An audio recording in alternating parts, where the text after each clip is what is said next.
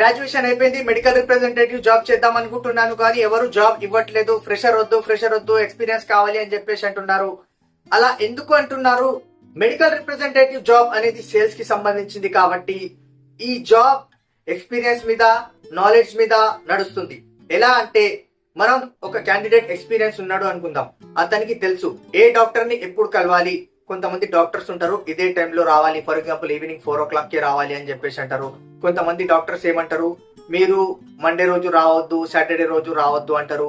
కొంతమంది డాక్టర్స్ ఏమంటారు, only Thursday రోజే రావాలి అని చెప్పేసి అంటారు.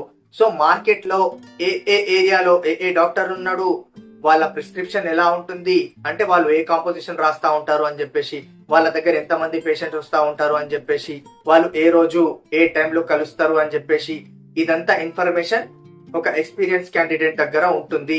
ఇంకొకటి ఏజెన్సీలో ఆర్డర్స్ ఎప్పుడు పెట్టించాలి, ఎలా పెట్టించాలి అనేది కూడా ఎక్స్పీరియన్స్ క్యాండిడేట్ కి తెలిసి ఉంటుంది. కాబట్టి కంపెనీస్ కూడా ఒక ఎక్స్పీరియన్స్ క్యాండిడేట్ ని హైర్ చేయడానికే ఇష్టపడతా ఉంటాయి.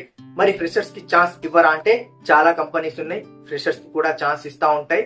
కానీ మీరు కొంచెం మీ స్కిల్ ని ఇంప్రూవ్ చేసుకుంటే, మన వీడియోస్ అన్ని దాంట్లో ఒక్కొక్క టాపిక్ గురించి మనం ఎక్స్ప్లెయిన్ చేశాము, అవన్నీ మీరు తెలుసుకుంటే, అదంతా మీరు ఇంటర్వ్యూలో మాట్లాడితే వాళ్ళు చాలా ఇంప్రెస్ అవుతారు. ఫ్రెషర్ క్యాండిడేట్ కి ఇంత నాలెడ్జ్ ఉందా అని చెప్పేసి.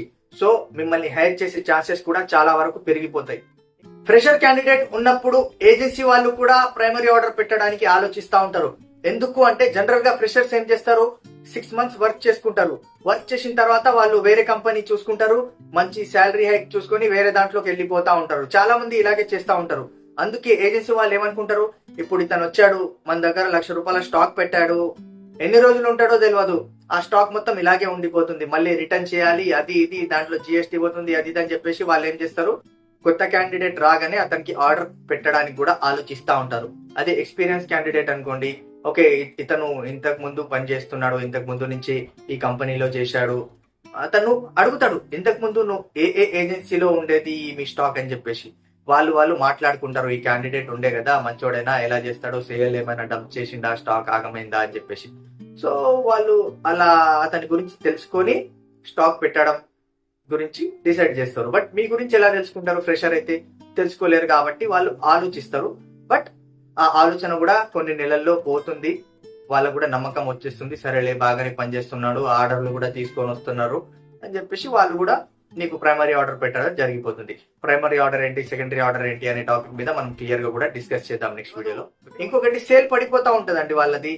ఎలా అంటే ఫర్ ఎగ్జాంపుల్ ఒక హెడ్ క్వార్టర్ కి 2 లక్షల సేల్ ఉంది, ఒక క్యాండిడేట్ వెళ్ళిపోయాడు, ఆ ప్లేస్ లో ఒక ఫ్రెషర్ ని తీసుకుంటే, ఒక ఎక్స్పీరియన్స్ క్యాండిడేట్ ని తీసుకుంటే ఎవరు బాగా హ్యాండిల్ చేస్తారో మీరే చెప్పండి.